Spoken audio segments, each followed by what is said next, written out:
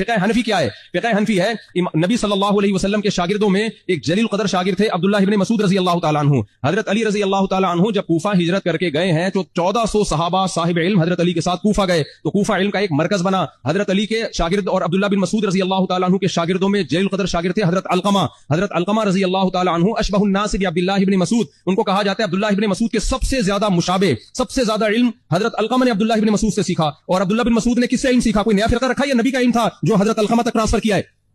نبی کا جو علم تھا جو مشاہدے پر مبنی تھا. صحابہ کہتے ہیں ہم عبداللہ ابن مسعود کو نبی کے ساتھ اتنا زیادہ دیکھتے ایسا لگتا کہ عبداللہ ابن مسعود نبی کے خاندان کے ایک فرد ہیں. تو عبداللہ ابن مسعود نے جو علم ٹرانسفر کیا حضرت علقمہ کو, وہ کوئی نیا فرقہ, وہ دیوبندی فقہ تھا یا پیغمبر کا علم تھا؟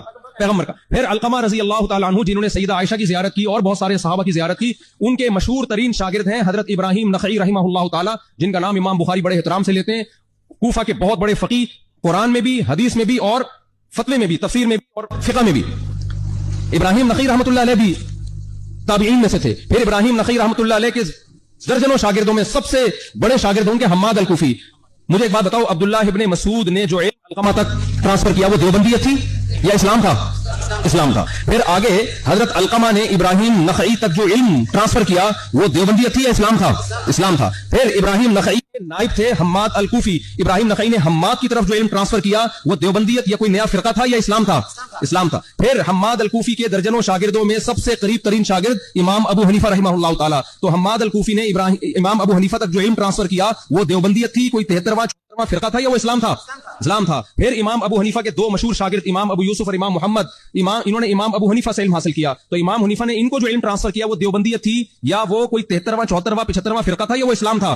پھر امام محمد نے, امام ابو حنیفہ کے شاگرد نے, امام محمد نے 6 کتابیں لکھ کر اس علم کو مرتب کیا ہے. کوئی نیا فرقے کی بنیاد یا فقہ کی بنیاد نہیں رکھی, وہی علم جو نبی سے ٹرانسفر ہوتا آ رہا تھا اب تک ریٹن فارم میں نہیں تھا. امام محمد نے 6 کتابیں لکھ کے اس کو ریٹن فارم میں مرتب کیا. یہاں سے فقہ حنفی کی بنیاد رکھی گئی ہے. تو پتہ چلا فقہ حنفی کی بنیاد پیغمبر نے رکھی ہے, لیکن مرتب اور مدون کیا امام ابو حنیفہ کے شاگردوں نے, اس لیے اس کا نام کیا دیا گیا اس کو؟ حنفی فقہ. جیسے وہی قرآن جو نبی کے دور میں تھا اس کو مرتب کیا حضرت عثمان نے, تو اس کو مصحف عثمانی کہا جانے لگا, وہ کوئی الگ سے کوئی قرآن نہیں تھا. میں سمجھا پا رہا ہوں بھائی؟ پھر وہی 6 کتابوں سے فقہ مرتب ہوتا ہوتا ہوتا ہدایہ, قدوری, کنز الدقائق, یہ سب انہی شرح الوقایہ, یہ وہی ہے بھائی. تو جو 1864 میں جب مدرسے کی بنیاد رکھی گئی, یہی کتابیں صدیوں سے چلی آ رہی تھی ہندوستان میں, بر صغیر میں, بنگلہ دیش میں, جہاں جہاں اسلام گیا, یہی جہاں جہاں امام حنیفہ کے شاگرد گئے ہیں, اور زیادہ تر امام حنیفہ کے شاگرد گئے ہیں. 50% سے زیادہ اس امت نے امام حنیفہ کو فالو کیا, 30% نے امام شافعی کو, وہ بھی ہمارے لیے قابل احترام, 17% نے امام مالک کو, اور باقیوں نے امام احمد بن حنبل کو رحمہ اللہ تعالی. تو جب یہی آج بھی یہی مدارس میں پڑھایا جا رہا ہے. عقیدے میں ہم امام طحاوی جلیل قدر محدث, ان کی کتاب ہے العقیدۃ الطحاویہ, پوری دنیا میں پڑھائی جاتی ہے. اس میں دیوبندیوں کے عقائد نہیں ہیں, اس میں اسلام کے عقائد ہیں. سعودی عرب کی یونیورسٹی میں بھی پڑھائی جاتی ہیں, ہر جگہ ہمارے وہی عقائد ہیں. اور نصاب میں نے آپ کو بتا دیا, تفسیر, حدیث, فقہ, اس میں کون سی نئی چیز تھی بھائی؟ وہی چیز ہے, ہم نے بھی وہی پڑھی ہے. تو فرقہ کہاں سے ہو گیا؟ یہ سوال پیدا ہوتا ہے. پھر یہ دیوبندیت کی دم لگانے کی کیا ضرورت ہے؟ علماء دیوبند, یہ دم ہم نے نہیں لگائی, یہ دم کسی اور نے پہلے اپنے لگائی ہے.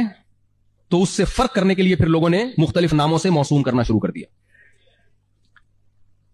تو اب ہوا یہ کہ جب ہمارے اکابر نے مدارس کی بنیاد رکھی ہے, کوئی فرقے نہیں تھے, تو نئے نئے فرقے بننے شروع ہوئے ہیں انگریز کے آنے کے بعد. ان فرقوں سے فرق کرنے کے لیے ایک نام یہ تھا, ہم اپنے آپ کو مسلم کہتے. اس کا نتیجہ کیا نکلتا کہ گویا ہم دوسرے کو غیر مسلم کہہ رہے ہیں. تو ہم اتنے کمظرف نہیں تھے کہ کسی کو غیر مسلم کہیں.